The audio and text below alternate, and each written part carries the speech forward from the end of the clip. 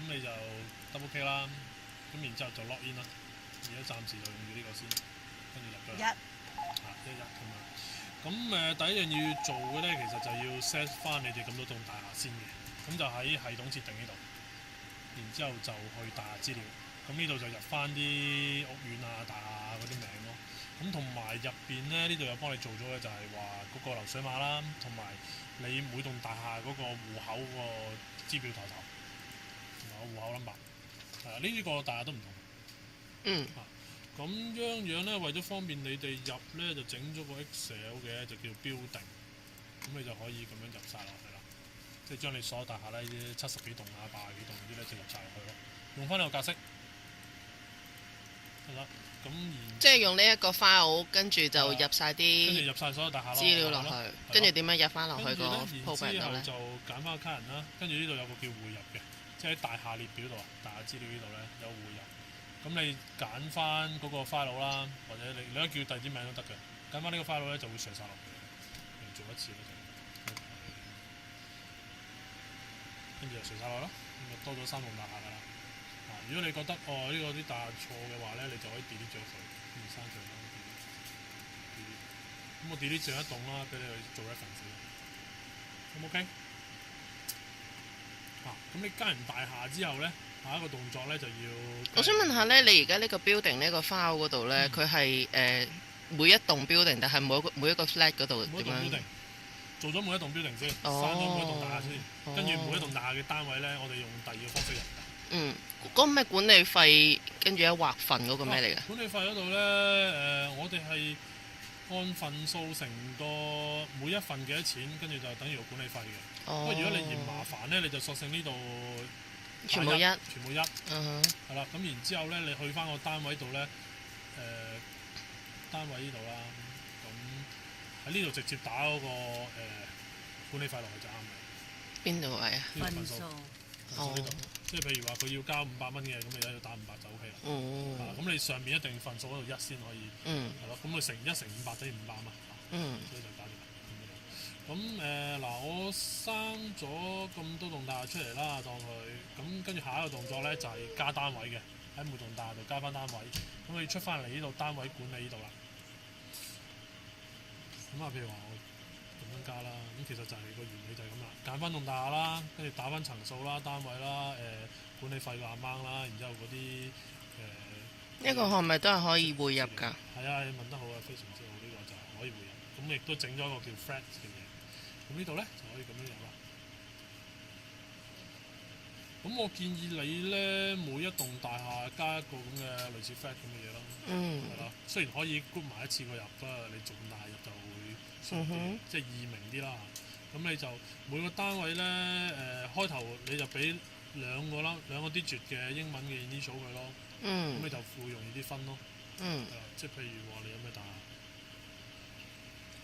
西洋菜南街就 SY 咁樣。係咯 ，SY 咁咯，跟住你就 SY，跟住層數01，跟住就01室咁或者 A 室咁諸如此類咯，咁你就加翻落去咯。咁呢度就係咁加咯。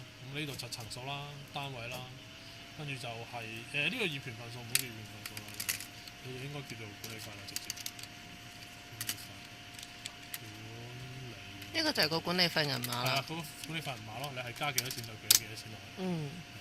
咁跟住就係個業主係咪個收俾管理費嗰個人嘅名咯。如果吉咗得唔得嘅咧？呢度得㗎，呢度有得吉咗佢嘅。跟住呢度有個按金啦，按金你就 key 翻入去啦，佢有冇收過啦，冇個零咯。呢啲唔可以鏤空㗎，一定有嘢啊。呢行就要一定有嘅。呢前面啲資料性嘅嘢就唔使咯。呢幾行就唔使，咁呢行一定要有。咁我不如有嘢嗰啲我紅咗。好啊。呢啲就要紅嘅咯。咁呢個餘額就如果冇嘢都要入翻過嚟嘅。咁有啲爭你錢就即係好似呢度咁做。咁地址呢啲就都唔使。佢呢度欠2、3、4月份係咩意思啊？呢啲係嗰啲咩 accrual 即係有爭你錢嗰啲咧。係即係一開始嗰陣時，佢就一數過之前係欠幾多㗎嘛？點樣用啊？呢個？呢個你冇咁用，你唔好學佢呢個唔啱嘅教壞。你暫時入住呢度先啦。嗯哼。係啊。咁我你入晒我先再教你點 Macro 嗰度點做法。嗯。咁嗱呢個儲存咗就得㗎啦。咁佢啲單位嗰啲入英文字母都 OK 嘅嘛？單位英文字母同數字，中文唔得。嗯哼。係啦，層數呢啲可以數字或者英文字母。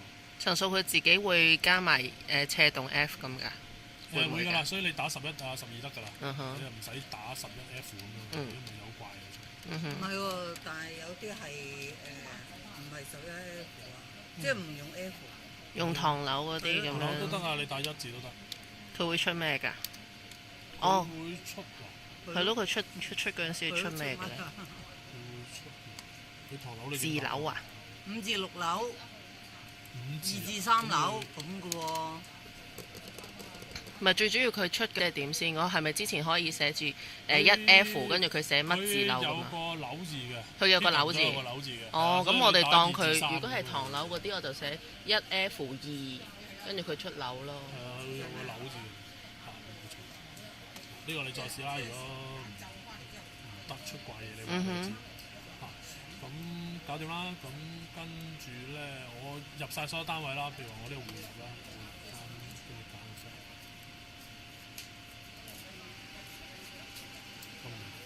因為冇呢棟大廈，咁我就入咗呢個啦，入晒啲資料啦。咁呢度就係自動轉帳嘅，自動轉帳你剔定唔剔咯？如果剔佢就會跟自動轉帳去。佢就會自己 add 咗個自動轉帳。咁嗱，我入晒所有單位啦，搞掂晒啦。咁我每個月咧就做一個動作叫做加入管理費單，咁就喺呢度做嘅。咁啊撳一個掣啦，咁就揀翻邊棟大廈啦，跟住就加入管理費。呢度揀，呢度揀。咁呢度嗰個有個自動轉帳日期嘅，咁你就 mark 翻你嗰個月嘅自動轉帳係幾多號咯？自動轉帳咩意思啊？哦，即係嗰個自動轉帳嗰個係貨自動轉帳用嘅。貨自動轉帳用㗎。哦。如果冇自動轉帳咧？如果冇自動轉帳，你加邊日都冇所謂。如果棟大廈全部人都冇自動轉帳嘅，咁你就唔使加。咁啊，寫翻1號就得啦。冇錯。咁我3、8月份啦。跟住就撳儲存，咁佢就會生晒8月份所有單位嘅管理費。係。咁然之後咧，你就可以highlight 佢啦，或者全選啦，然之後就列印管理費單，咁就會印咗你頭先嗰張靚靚仔仔嗰張紙。咁而家印緊啦，應該。嗰張紙個格式就喺呢度。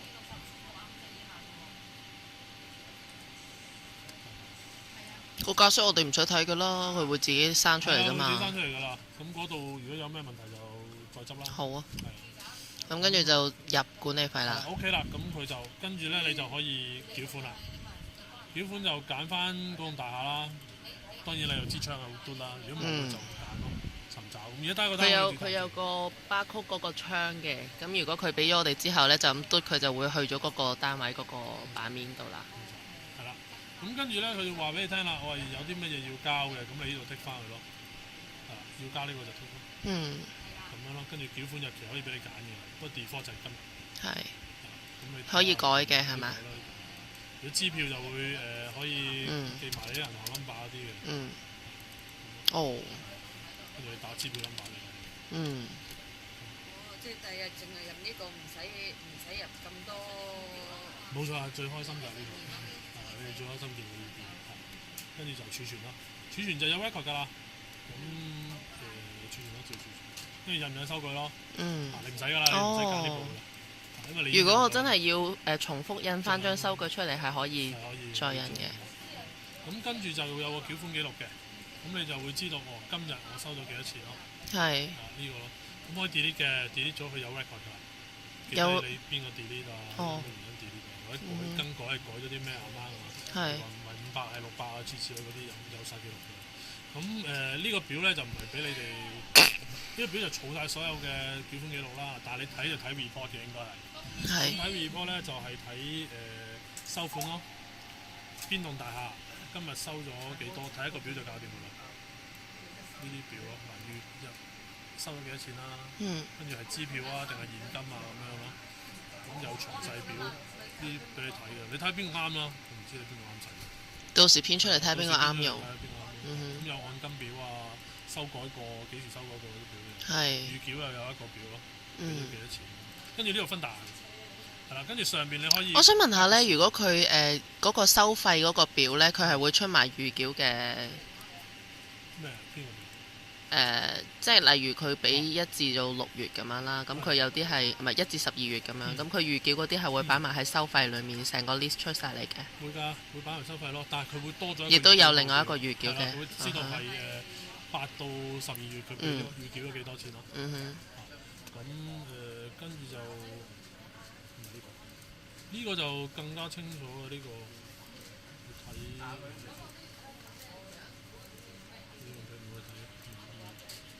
因為啲欠款先出嘅，咁佢會有埋，即係好似一個 outstanding report 咁噶啦，1至12個月咧，即係最近12個月，咁累欠有幾多咁樣？邊啲爭你幾多個月啊？然之後預繳啊，咁一個表出晒嚟嘅，咁你睇嗰個表就應該仲簡單啲嘅。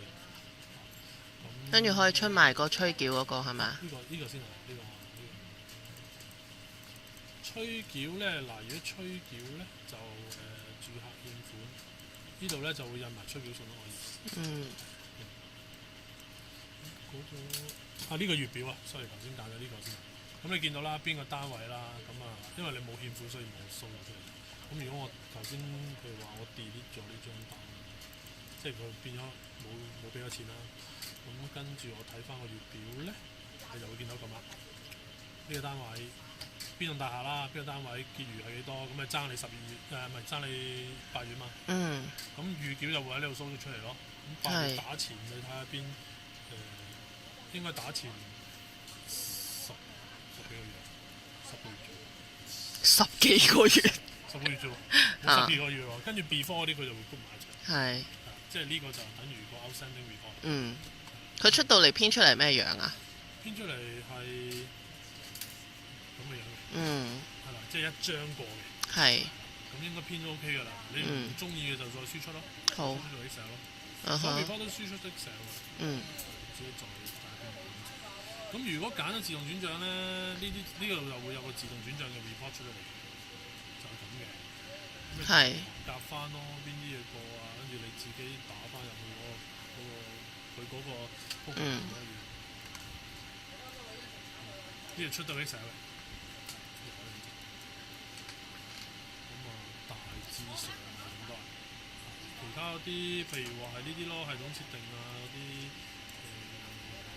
員工管理呢啲咯。嗱，呢啲我哋可以自己 set 翻啲權限呢啲嘢咯。暫時我都唔建議你 set 住㗎啦。係咯，用慣咗先。再可唔可以開翻呢？你頭先講嗰啲 Excel file 有邊啲係可以 edit 個 Excel file 去出嘅？ Excel file 你唔好 edit 啊！你有咩揾我啦？呢個就係出個管理費單啦。催繳嗰張我想睇下。催繳嗰張係等啊。係啊，我都要等。我 reminder 係啦。係啦。咁呢度要改嘅，因為呢度好似冇幫你執。我知啊，係咯。你自己執翻嚟。要等佢咯。嗰個 reminder 嗰個點樣用法㗎？即係佢會自己出晒爭幾多個月嗰啲會出晒㗎嘛？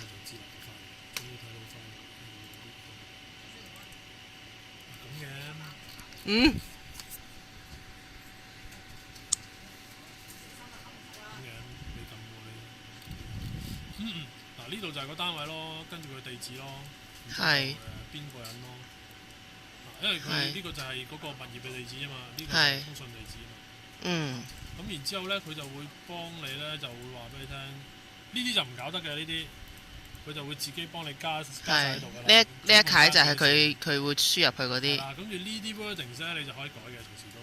但係點解而家呢個 work 已經有晒中間嗰啲嘅？呢個係啊，唔出奇啦，我做個版俾你睇啲。哦，咁但係我而家可以用翻呢個 file 係用到嘅。係啊，用到㗎。不過你改呢啲字眼咯，嗱呢啲可以改得嘅。但係如果呢度加一行嘅話咧，咁就會錯晒㗎。係，明白。係啦，咁你唔好搞㗎啦，呢啲就任改都得，呢個你中意點改都得。係。佢就會食翻落去呢啲位置啫。係。總言之就係淨係改啲字，唔好改個格式。呢個係咯，佢就會自己加總喺呢度。如果啲字唔啱用咁，我唔改得㗎，呢啲改得。呢啲改得啫，但係你話行數嗰啲唔改得㗎嘛？唔改得。係咯。睇下先，唔改得㗎啦。你呢度搬落去就得，咁樣搬落去得咯。點樣搬啊？哦，呢個日期咧，佢會食落去㗎嘛，係，所以你唔好搬個日期。即係個名啦、日期啦，係唔改得啦。呢啲就應該唔食落去嘅，呢啲你可以點改都得嘅。啊，係上邊呢堆嘢啫，係呢堆嘢，呢堆嘢啫。係下邊呢啲一定你自己改啦。係咪即係意思係話喺呢幾行裡面係可以任改啊？呢幾行之後都可以改嘅，其實。哦，都改得嘅。個名都唔改得㗎啦，你食落去㗎嘛唔使食，會。應該唔會食落去。哦哦，即係呢幾行就可以任改啦。係啦係啦。嗯哼，好啦，呢個可以改啦。跟住就你哋而家主要做嘅嘢咧，就係做翻呢個 building，係做翻嗰個 flat 係兩樣嘢啫。入翻啲資料落去。你可以自己試下入又得，你可以做定出嚟。如果你入唔掂嘅，我幫你搞。好，好，點樣為之做定出嚟？即係擺save 咗個 file。我想問下你而家係得一個 file 喺度嘅啫，咁如果我做10個 file 都冇問題。做10個唔我係咪真係入完一個，跟住再改個 file，再入一個咁啊？fact 嗰度係 building 就唔使啦，一次過入晒70。我係咪應該係擺喺呢個 file 裏面有好多個唔同嘅大廈嘅 Excel file，冇所謂你擺邊度。跟住先至再轉個名嚟匯入去？唔使轉名㗎啦，唔係一定叫 building 嘅，只不過我叫 building 哦，咁我即係總之入晒個呢個 format 嘅大廈 file 先。跟住呢個 format 名唔使。我二拎你唔聽，你知道點入㗎啦。俾個格式你啫，你俾個格式我。好。咁呢度咯，跟住入咯。好啊。入完你入唔掂再掟俾我啦，睇下好啦好啦好執啦。喺呢度會複雜啲啫，我諗大廈你都 get 到咩意思啦。嗯。呢度好多咯，超級多咯。總之而家喺嗰個 file 入面，喂，你開多次嗰個 file 點樣開法？點樣可以揾到嗰個 building 嗰個 file？喺度我裝晒喺個 C 度㗎啦。裝晒喺每個大廈，唔係每個電腦裡面嘅 C， 跟住就呢個係。咁你 click 入去咧，咁你就會見到一堆呢個。係。哦，好。嗯。呢個就係開機，即係開個波。嗯。呢個就係好。好啦，唔該你。咁你嗰邊張牌記得要開喎。長開嘛？因為啲卡人嚟。好啊好啊好。好啦。學點多先啦。好啦，拜拜。